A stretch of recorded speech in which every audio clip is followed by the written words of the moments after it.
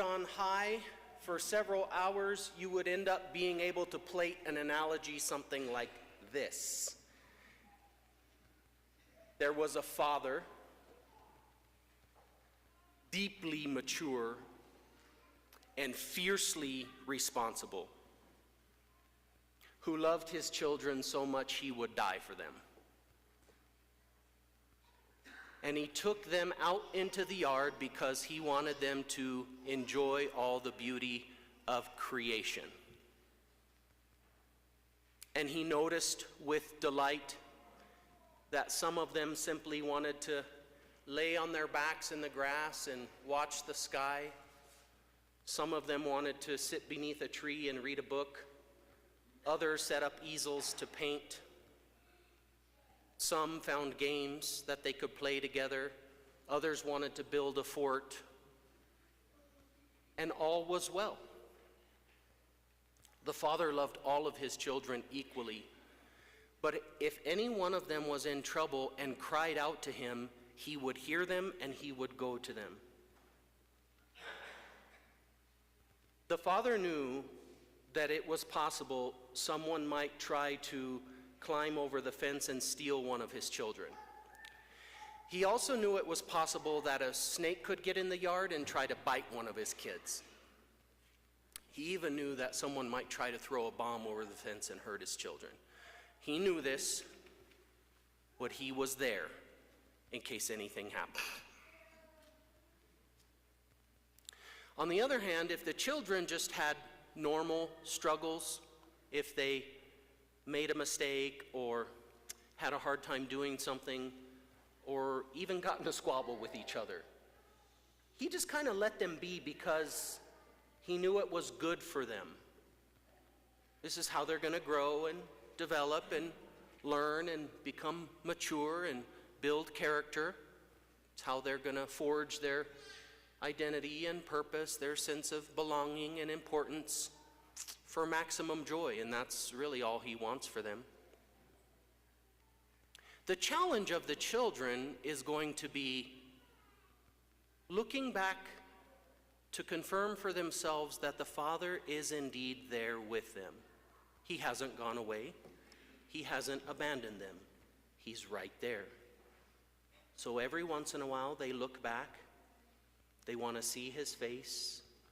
They notice that his attention is on them, that he delights in them, that he loves them very much. They feel safe because he's there and he's strong enough to protect them if anything happens. They have heard the instructions he's given them, and they know that he always provides for their needs. And this fills them with hope, and it renews their strength so they can continue doing what they enjoy doing. What if one of those kids was off on his own and started talking to himself, and the father noticed that the kid was addressing him but wasn't talking to him. The kid was talking to himself. And he's over there on the side and he's saying, "Dad, I'm so glad I'm not like your other kids. They're bad and I'm good. I do these good things and they do those bad things. I'm so glad I'm not like them. I'm so glad that I'm doing what I'm supposed to be doing." That could be concerning to the father. The father might notice, I think my child has become conceited and closed off. I think my child is in danger. That doesn't seem healthy or normal or productive.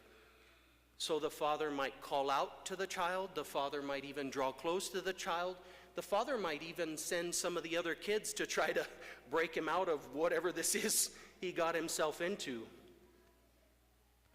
But there's this danger that the child is not going to care.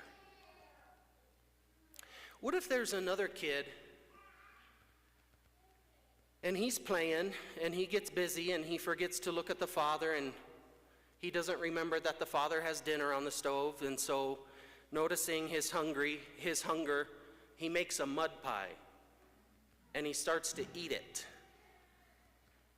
but then he doesn't feel so good. And he looks around and, okay, there's Dad, but is he going to be mad at me? Well, let's find out. So he walks over and he says, Dad, I'm sorry. I forgot you had dinner and I got hungry and I ate this mud. And now, look, I'm dirty and I'm sick. What's the dad going to do? Come here. Come here. Let's get you cleaned up. Let me hold you until you feel better. And then I'll give you some of that dinner. And then you can go back and play. That's the truth. That's the truth. But how often do you and I take a moment to look at the Father looking at us? Do we forget the Father? Are we so busy with our own lives, with our own projects, with our own recreation, with our own goals? Are we so busy that we forget to pause and make sure that the Father, oh, yep, there he is. He's with me. He delights in me. He loves me. He's going to protect me. I'm safe. Or maybe we forget that he lets us wrestle with some things because it's good for us, and instead we get mad at him. How could you be so cruel? Why didn't you help me? You should have saved me from that. You should have done that for me. You should have put that person in her place, right? Do we do that maybe sometimes?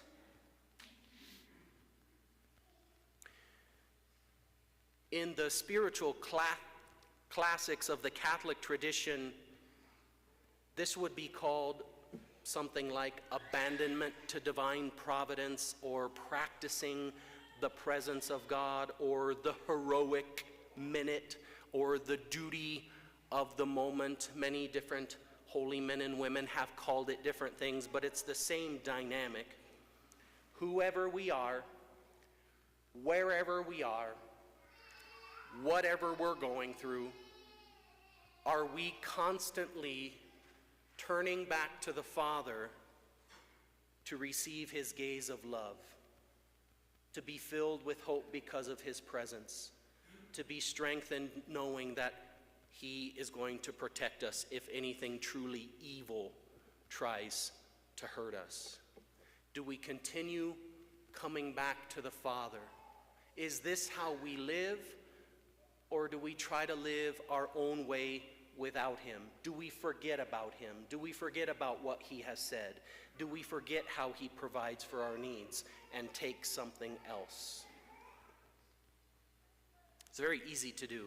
We probably do it all the time, which is why the church gives us these scriptures as a reminder.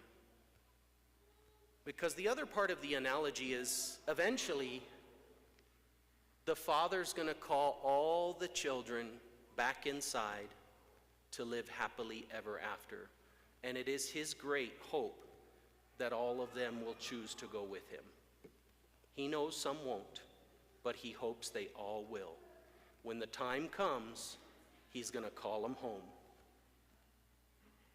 And if they're watching him, and if they're listening to him, they will be ready, and they will go with him, and they'll have everything their hearts have always desired their entire lives. Everything will be healed, everything will be made whole, the joy will be perfect. The recommendation is that we incorporate this into our daily life as a prayer practice. I'm doing this chore, I'm working on this project, I'm driving in my car, whatever the case may be, and I remember to look at the Father. And if we can use our imaginations, it especially helps to feel, and this is hard for us sometimes, using our imagination and feeling this, but we try to imagine the gaze of the Father and feel his delight and feel his love and feel his presence. We're asking for that as a grace. Let me feel your love. Let me feel that you're close.